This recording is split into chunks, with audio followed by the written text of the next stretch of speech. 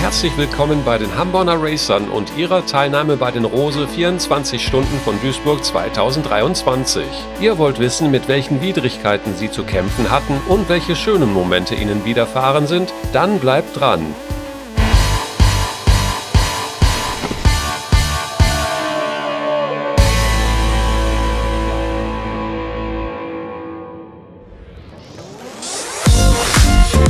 Bereits am Freitag vor dem Rennen erfolgt die Anreise in den Landschaftspark Duisburg. In diesem Jahr haben die Hamborner Racer ihr Basecamp hinter den Bunkergärten, das ist in unmittelbarer Nähe zum Sinterplatz und zur Wechselzone.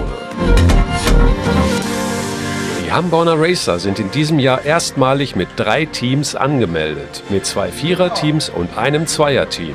In der Woche vor dem Rennen gibt es jedoch für das bewährte Viererteam des Vorjahres eine Hiobsbotschaft. Michael H., der Teamleader, muss seine Teilnahme krankheitsbedingt absagen. In der Kürze der Zeit findet sich kein Ersatzfahrer und so starten die Hamborner Racer 6.0 zu dritt. Durch Michael H.'s Ausfall ist die Summe der Lebensjahre der Hamborner Racer 6.0 weniger als 180 Jahre. Somit werden sie nicht in die Masterwertung eingestuft, sondern den Viererteams mit jüngeren Teilnehmern zugeordnet. Im zweiten Viererteam, den Hamborner Racern 6.1, sind 2 Routiniers und gleich 2 Neulinge gemeldet. Michael K. und Thomas haben bereits mehrere 24-Stunden-Rennen im Landschaftspark absolviert. Sven und Markus feiern ihre Premiere und glänzen auf Anhieb. Das Zweierteam, die Hamborner Racer 6.2, geht wie im Vorjahr mit Eugen und Stefan ins Rennen. Am Start sind für die Hamborner Racer 6.0 Joachim, Thorsten und Thomas, 6.1 Michael K., Thomas, Sven und Markus und für die Hamborner Racer 6.2 Eugen und Stefan.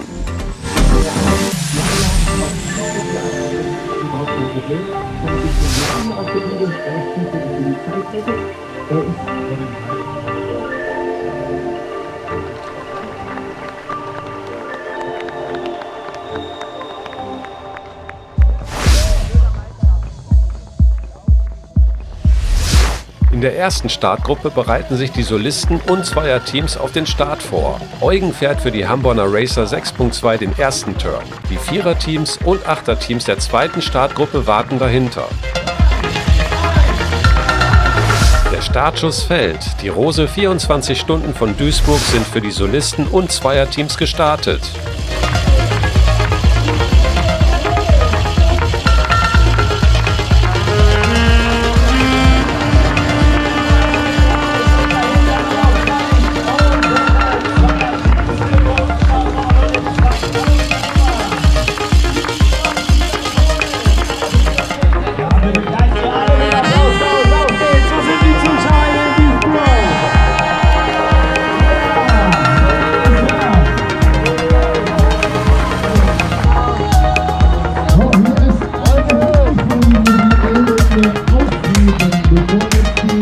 Die Einführungsrunde für beide Startgruppen ist eine verkürzte Variante der eigentlichen Runde, die der ersten Startgruppe sogar noch etwas kürzer als die der zweiten.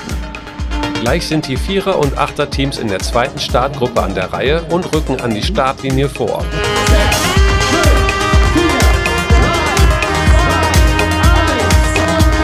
Nun setzt sich auch die zweite Startgruppe in Bewegung. The race is on!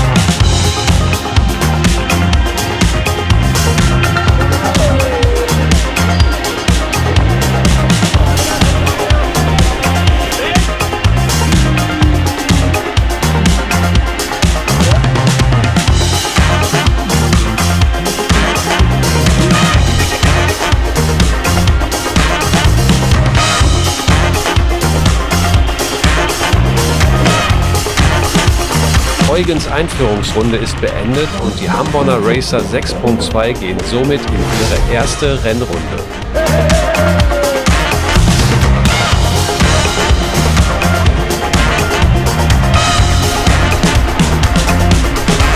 für Thomas ist die Einführungsrunde beendet und die Hamborner Racer 6.0 sind im Rennen.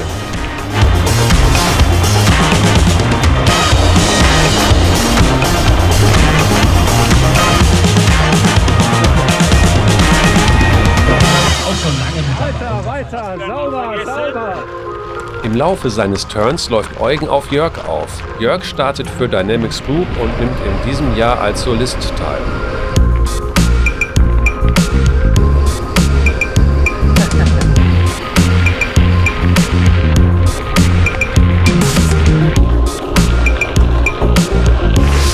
Die ersten Wechsel funktionieren bei allen 3 Teams reibungslos. Thomas übergibt an Joachim, Sven an Michael und Eugen an Stefan. Puls drauf, Dampf hoch, ne? Ich bin stark von 100. 40 Laser, weiter.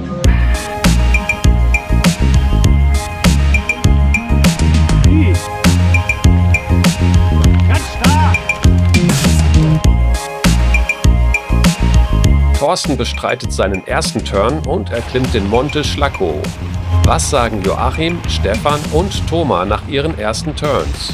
Ja, ich hätte kotzen können. Jetzt geht es wieder. Jetzt geht's wieder. Ja. Einfach fertig.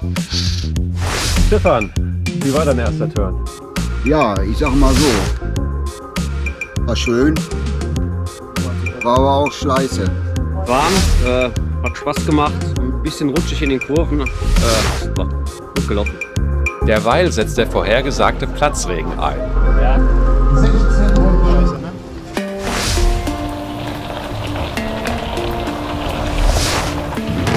Die Wasseraufnahmefähigkeit einiger Streckenabschnitte wirkt überfordert.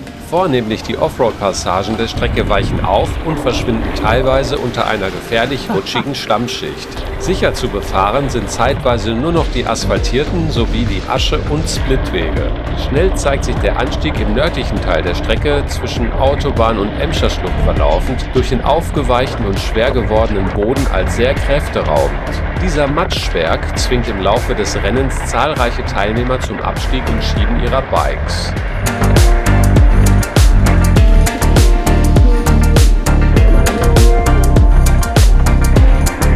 Gelegentlich kommt es auch zu Stürzen, die Thomas in seinem zweiten Turn leidvoll erfahren muss. In seiner zweiten Runde rutscht er in der Linkskurve nach der steilen Abfahrt hinter der Rückseite des Monte Schlackow zur Seite weg. Das Unausweichliche folgt. Ja, alles okay. Ja, alles gut. Alles in Ordnung. Bisschen rutschig. Ein bisschen, ja. Oh ja, wirklich ein bisschen rutschig. Verletzung und Beschädigung bleiben zum Glück aus und es geht nach einem kurzen Schreck weiter. Das Verpflegungsangebot in der Wechselzone ist ausgezeichnet und nach einem Turn immer sehr willkommen und oftmals Treffpunkt für den Austausch mit anderen Teilnehmern. Nach seinem zweiten Turn berichtet Eugen. Ne? So scheiße, dass es schon wieder lustig ist. Ne? Ich habe ja vier Sätze trockene Klamotten, also wird schon knapp.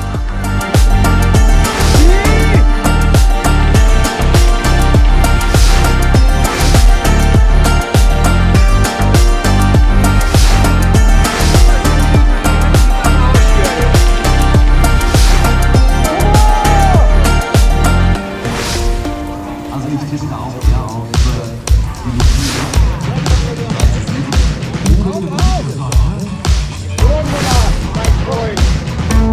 Währenddessen wechseln auch die Hamborner Racer 6.0. Thorsten geht auf die Strecke. Das klebt aber ganz schön. Ne? Aber wird jetzt langsam besser.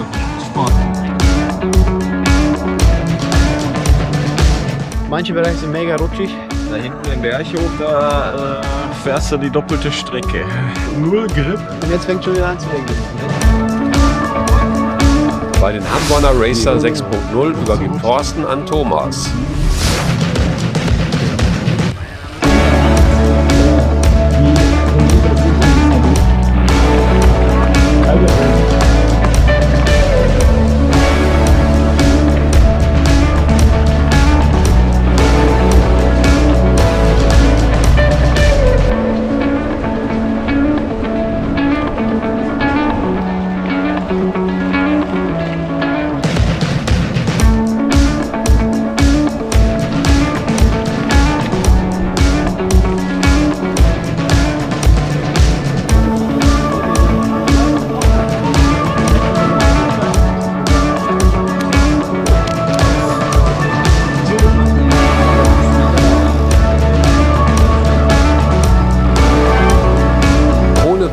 Vorkommnisse fahren alle 3 Hamborner Racer-Teams in den Abend.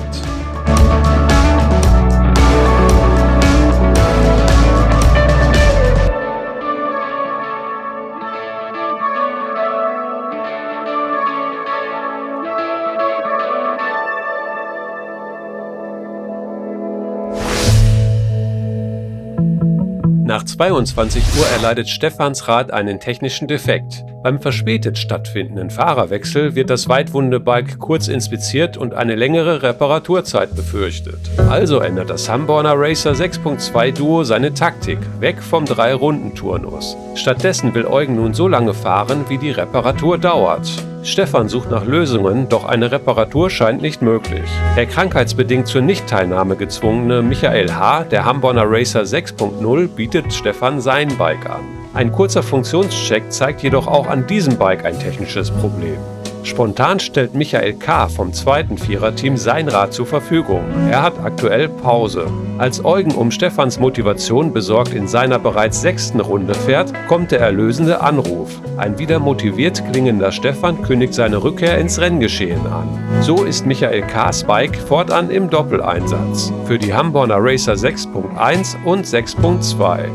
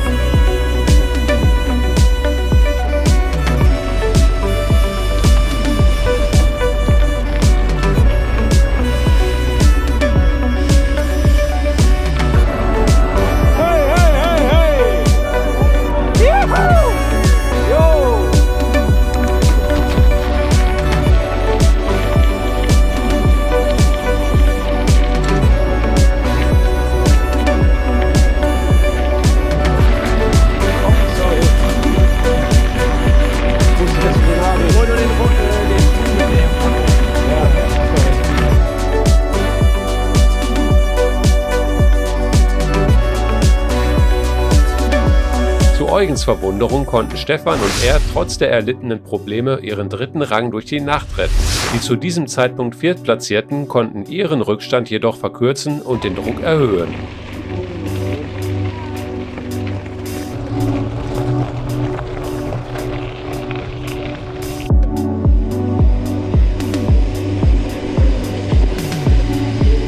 Als wolle sie um Verzeihung für die Wetterkapriolen des Vortags bitten, zeigt sich im Laufe des Vormittags die Sonne.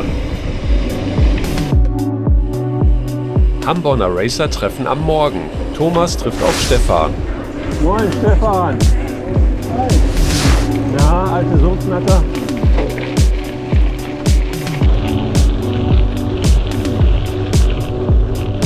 Die Schlussphase des Rennens vergeht fast wie im Flug. Das Hamborner Racer 6.2 Duo mobilisiert ungeahnte Kräftereserven und zieht das Tempo an. Beide wollen unbedingt ihren 3. Platz ins Ziel retten. Hey. Jawohl! Spocky, ihr seid begrüßt. Habt Spaß. Ihr zwei alten Hasen. Wie war das Wochenende? Alte Hasen, genau. Und nicht ganz so schlimm, aber dafür riechen wir so streng. Stürmisch.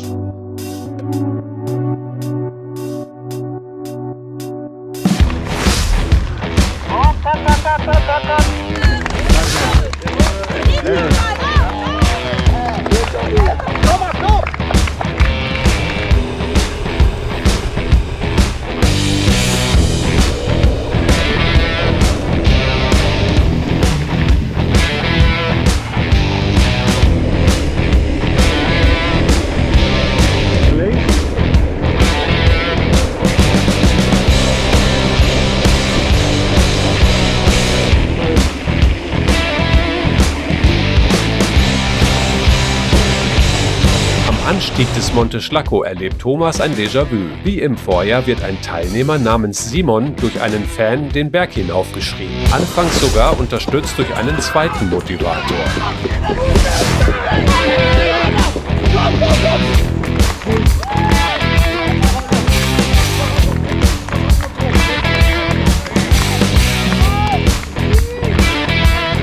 Letzte Runde. Hey, wie letztes Jahr.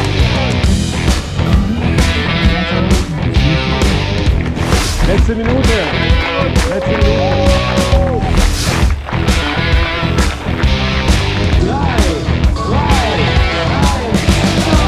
Ziel angekommen, überschlagen sich wortwörtlich die Ereignisse. Thomas winkt erleichtert seinen Teamkollegen nebst Anhang zu. Als sein Blick wieder nach vorne geht, bemerkt er zu spät, dass die Teilnehmer vor ihm angehalten wurden und führt eine bilderbuchmäßige Panikbremsung durch. Ein nur wenig elegant anmutender Abgang über den Lenker folgt. Bis auf Abschürfungen und Prellungen geht dieser Sturz glücklicherweise ohne schlimme Folgen aus. Unter dem Strich springt für das unfreiwillige Trio Platz 40 von 53 in ihrer Wertungsklasse heraus.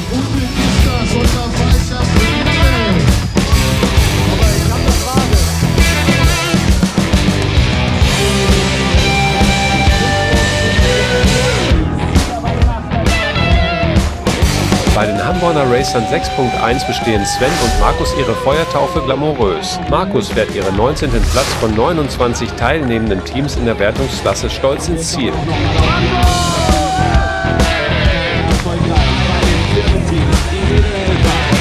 Stefan und Eugen, das Hamborner Racer 6.2 Duo, sichern sich den wohlverdienten 3. Platz in ihrer Wertungsklasse mit 16 Zweierteams und sind völlig außer sich vor Freude.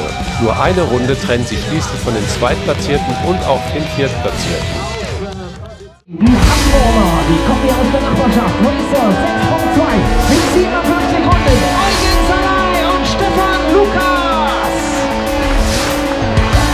Mit einer emotionalen Mischung aus Stolz, Ungläubigkeit und Erleichterung lassen sich die Hamborner Racer 6.2 ehren.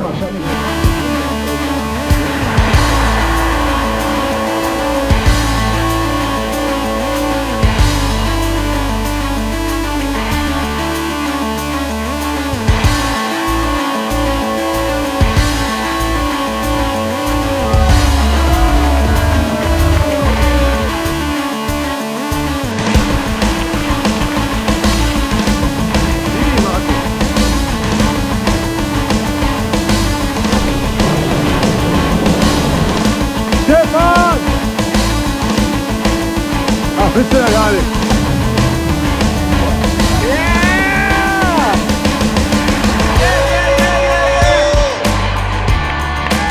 Danke, danke.